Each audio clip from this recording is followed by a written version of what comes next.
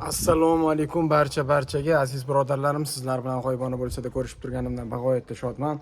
Ushbu video O'zbekiston Super Kubogi 2025-yilgi mavsum oldidan ikki ishtirokchi Nasaf va Andijonni tahliliga bo'ladi. O'yin oldidan bir-ikki og'iz qisqacha fikrlar bildiriladi.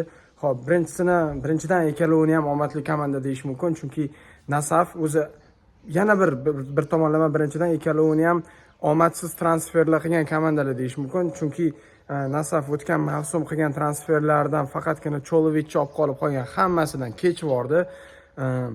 Andijon bo'lsa nafaqat o'tgan yil o'z tayinli futbolchisi ham yo'q edi. Arveladzesi bor edi, Bubanyasi bor edi. U futbolchilarni komandada olib qola olmadi. Bu mavsum esa transferlarda почти hamma futbolchini olishdi, hammasida adashdi. Men bu to'g'risida Andijonda transferlarga bag'ishlangan videoda aytib o'tgan edim. Xo'p, ikkalovi ham transferlar qilishda xato qilgan komandalar hisoblanishadi. Omad bo'yicha olib qaraganda esa Nasaf chempionatni yutishda unga kim raqobat qildi? Faqatgina OKMK raqobat qildi. OKMK ham o'tgan yil paydo bo'lib qoldi. Nimasiga ko'ra paydo bo'lib qoldi? Birinchidan o'zi tegiga olib qarasang, Mirjalol Qosimov bu komandani 2018-2019-yildan beri tarbiyalab kelyapti. Va shunisiga ko'ra komandani biriktira oldi. Ikkinchidan esa boshqa hech qaysi komanda Nasafga chempionlik yo'lida raqobat qilib bera olmadi. Paxtakor ham, Neftchi ham, Navbahor ham. Navbahor Babayanni ishdan olgandan keyin orqaga ketib qoldi. Shunday ekan, Nasafga chempionlik yo'lida faqatgina OKMK raqobat qildi. Nasaf o'zi ham 20-turdan keyin baribir oqsab qoqilib ketdi. O'tgan yili Paxtakorga mana shunaqa qoqilish evaziga chempionlikni berib qo'ydi. Bu safar undan bunaqa qoqilish evaziga chempionlikni olib qo'yadigan komanda topilmadi. Shu omadiga ko'ra Nasaf chempion bo'lib ketdi. Faqatgina chempionlikni oldi. Bo'lmasa boshqa hech qanaqa sovrinni yutmadi, o'zingizlar bilasizlar. Xalqaro maydonda ham guruhda qolib ketdi. Andijonning omadi nimada? U finalga penaltilar seriyalari bilan o'tib chiqib keldi. Finalda ham ishtiyoqiga ko'ra, g'alabaga bo'lgan ishtiyoqiga ko'ra yutib oldi. Mana shunaqa ikkita komanda bugun Super Kubokda o'ynaydi. Bu safar Andijonda omadsizlik, Nasafda esa o'zini kuchi bor deyish mumkin. Andijonda o'sha gap klub tayansa bo'ladigan legionerlari yo'q. O'zini ko'rsata olgani yo'q, hali jamoaga haligacha kirishib keta olgani yo'q. Teng yarmisi zaxirada yotibdi, o'ynayotgani ham bir ish qoyillatmayapti. Nasaf o'zi shundoq ham yaxshi o'ynab turibdi, lekin yaxshi o'ynayotgani ham yo'q. Lekin baribir birinchi o'rinda ushlab kelyapti komanda, gap yo'q.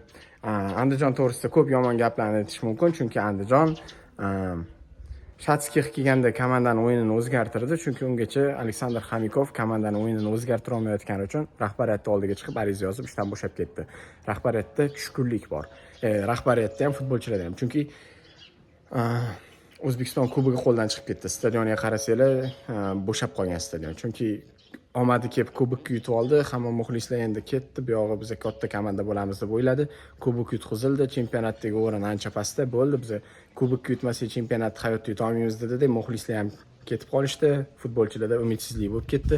Qolaversa, o'yin taktikasi tomonlama ham Andijonning rasvosi chiqib yotibdi. Markazi juda ham zaif ekan.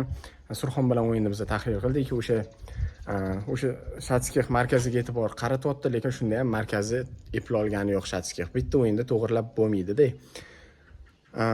Nasaf qanotlardan o'ynasa ham, markazdan o'ynasa ham Andijonni yorib o'tib ketib qoladi. Nasafni bilasizlar, qarshi hujumga tezkor o'tib ketadi. O'shaning uchun Andijon ikkinchi komanda bo'lib, orqada raqibni zichlashgan holda raqibni maydon markazini bu yog'ida kutib olib o'ynasa kerak. Lekin shunda ham na qanotlari, na markazi kuchli emas bu komandani. Faqatgina o'sha Abdumannonovlari bor, Bektemir Abdumannonov hamda Doniyor Abdumannonov bor. Ular qanotlarini almashtirib o'ynab, Andijon futbolchilarining ko'zini shang'alat qilmasa, boshqachasiga bu Andijonda nimadir do'ndirib qo'yadigan holat yo'q. Shu sababdan katta ehtimol bilan Nasaf yutadi bu o'yinda. Andijon hech narsa qila olmaydi. Nimaga? Chunki o'tgan yilgi Kubok finalidagi ishtiyoq bolalarda yo'q, tushunasizlarmi? Agar mana shu bolalar o'zidagi energiyani hisobiga ham yutib ketadi, yorvoradi yoki hatto umid qilsak bo'lardi. Chunki bolalarda hozir duh singan, o'shaning uchun na o'yin uslubi yaxshi, na duh. Короче, Andijonda hech narsa yo'q hozir. O'shaning uchun Nasaf yutib qo'ysa kerak. 1-2-0 larni o'ylab turibman.